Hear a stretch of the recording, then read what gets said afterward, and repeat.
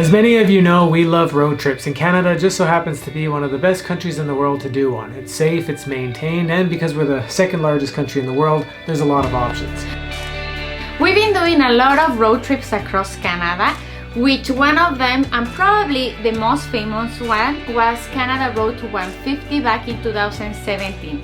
This was a 150-day road trip that we did for Canada's 150th birthday, featuring some of the best things to do in every province and territory, which actually is what it started this YouTube channel. Yeah, even though we drove across the country that time for 27,000 kilometers, we still haven't done all the road trips that are here. However, road trips are a very popular way to travel across Canada, and especially right now for locals during this pandemic.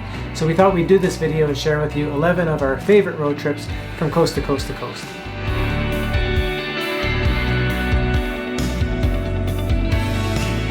We have to start with the Icefields Parkway, which is very close to us and is ranked as one of the most beautiful road trips in the world by Lonely Planet and National Geographic. Yeah, this is probably our #1 favorite road trip, but it goes through Banff National Park and Jasper National Park, starting at Lake Louise and finishing in Jasper. And along the way you'll see glaciers, mountains, turquoise-colored rivers and lakes, and all kinds of beautiful natural scenery. But there's lots of things to do along the way too. You can stop and go hiking, see waterfalls, and you can even jump on a big all-terrain bus and walk onto a glacier.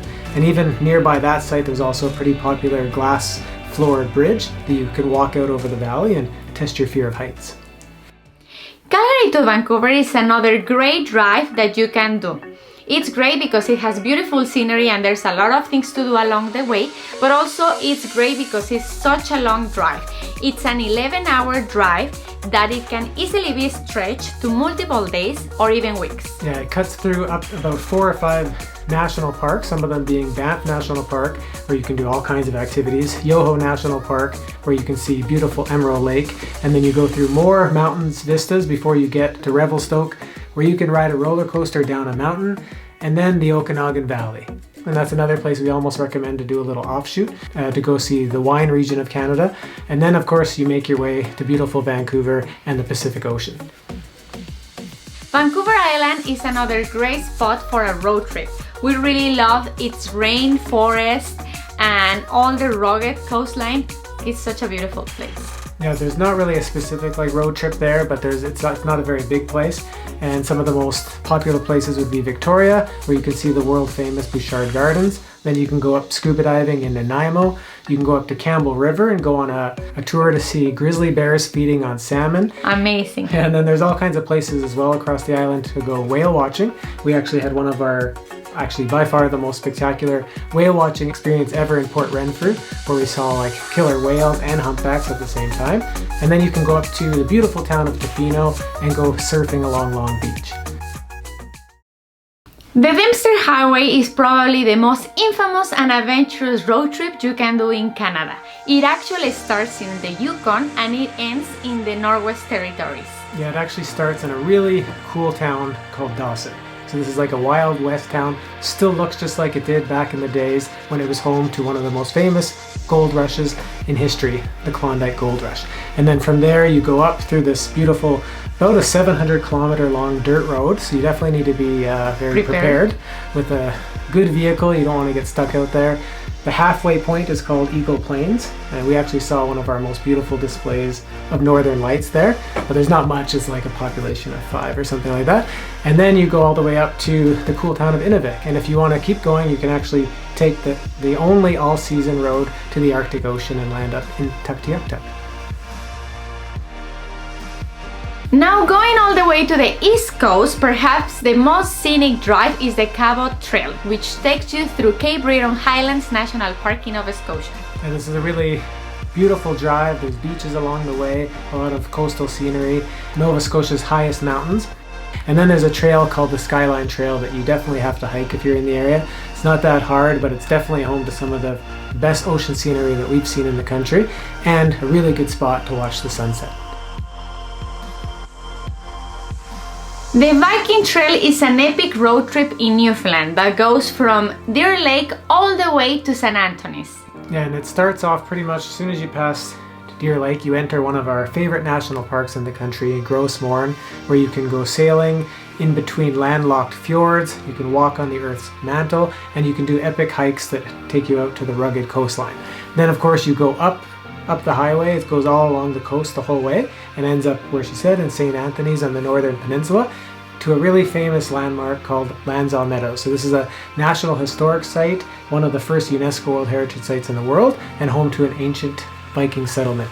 But there's lots more to do up there as well, such as trying local food, going to see icebergs in the ocean, or even walking around different hiking paths to see ocean caves and rare flowers. Prince Edward Island is home to some of Canada's most beautiful coastal drives and red sandy beaches. Yeah, it's a great place to go for a road trip along the ocean. It's relatively flat. When we were there, we drove through Prince Edward Island National Park, and like she said, there's lots of red sandy beaches there, so we stopped along them, we dipped our toes in the ocean, we went for runs along the beach, and of course another cool thing to do is stop at all the cool little towns and try fresh local seafood. And I stopped at one of the places that made PEI so famous, the Green Gables Heritage Place, the setting of the popular novels Anne of Green Gables. The Discovery Trail is one of our favorite road trips in Newfoundland. It starts in Clarenville and it goes all the way to beautiful Bonavista. It passes through a lot of small towns along the way, with probably the most famous one being Trinity. So it's definitely one of the most beautiful little towns in all of Newfoundland. And then of course when you get to Bonavista, our favorite place there is going up to Cape Bonavista, where the lighthouse is. And not only does it offer like dramatic views of the ocean, the rugged coastline with the waves splashing in, but it's a great place to catch the sunset as well. Grasslands National Park is definitely a must-do if you're in Saskatchewan. Yeah, it has two really cool road trips there. There's the East Block and the West Block. So the West Block is more home to that prairie landscapes and a lot of kind of like rolling hills. And here you'll probably spot bison and the really cute black-tailed prairie dogs. Then when you head to the East Block, it's more Badlands. So here you can drive along the edge of the Badlands. Kind of reminded us of like a mini version of the Grand Canyon. Really beautiful sunsets. And in Grasslands National Park, it's the second darkest dark sky preserve in Canada. So if you spend the night, it's a great chance to see the stars and even the Milky Way.